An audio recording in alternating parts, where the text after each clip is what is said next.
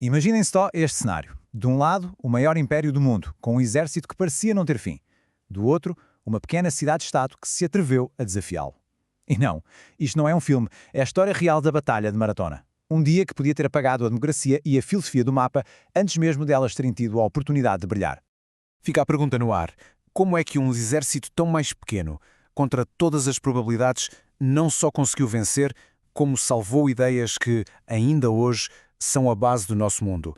Vamos lá mergulhar nos segredos por detrás desta vitória que parecia impossível. Primeiro, para percebermos tudo, temos de recuar um pouco. Toda a grande batalha começa com um bom motivo. E acreditem, este era bem pessoal. Ora bem, o Império Persa governado por Dário I era monstruosamente grande. Pensem nele como o boss final daquela época. E ele estava mesmo furioso. Porquê? Porque a pequena cidade de Atenas tinha tido o atrevimento de ajudar uns rebeldes numa das suas províncias. Para Dário, isto era um insulto que não podia passar em branco. A resposta dele foi simples: enviar uma frota gigantesca com uma missão muito clara: riscar Atenas do mapa.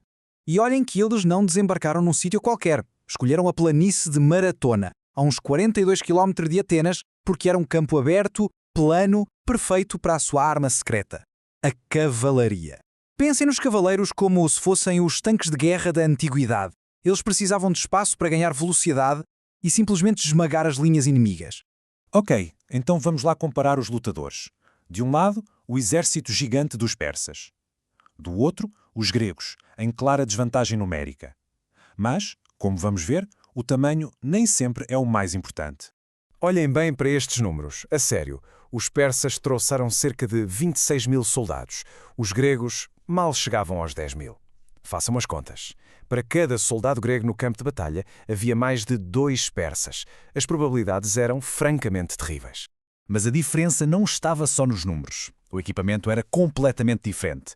Os persas eram ágeis, usavam armaduras leves, focavam-se nos arcos, eram rápidos e mortais à distância.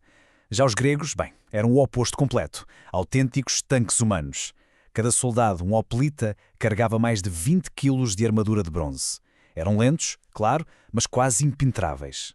E o grande trunfo dos gregos era a sua formação de combates, a falange. Imaginem uma espécie de carapaça de tartaruga gigante, feita de escudos de bronze e com centenas de lanças a sair dela. Não era um grupo de homens a lutar individualmente, era uma máquina de guerra unida, onde cada um dependia do vizinho para sobreviver.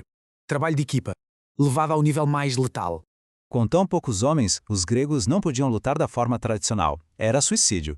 Precisavam de um truque, de um plano genial. E é aqui que entra o general ateniense Miltíades.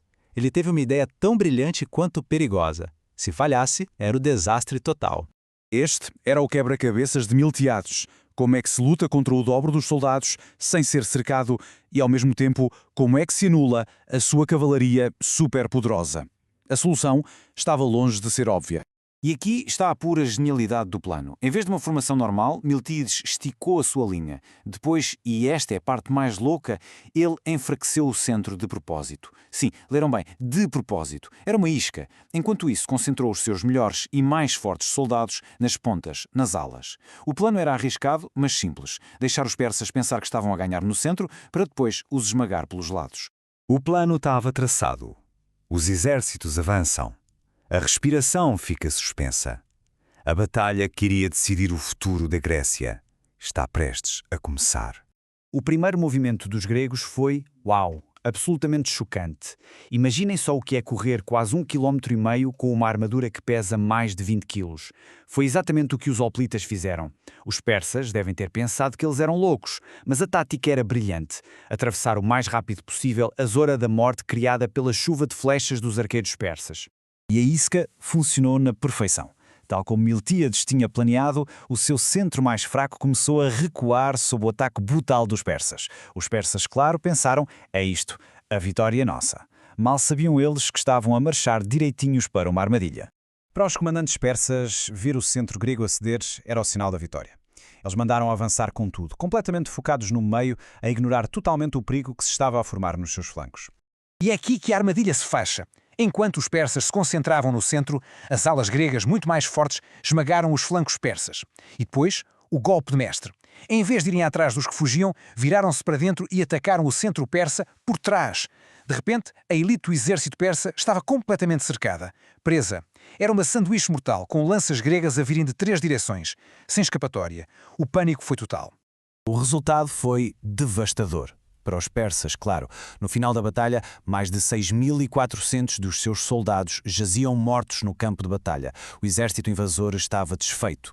E os gregos, preparem-se, morreram apenas 192. A diferença é simplesmente absurda e prova o quão genial foi a tática e o quão eficazes foram os hoplitas gregos naquele dia. Mas esperem, a história não acaba aqui, porque o que aconteceu a seguir à batalha é tão lendário quanto a própria luta. Pensem nisto. Depois de lutar uma batalha brutal com uma armadura pesadíssima, os atenienses não foram descansar.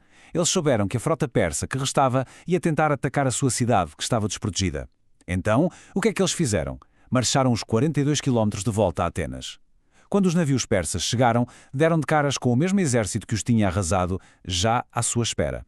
Foi a gota d'água. Desmoralizados, eles simplesmente deram meia volta e foram para casa. O impacto de Maratona foi gigantesco.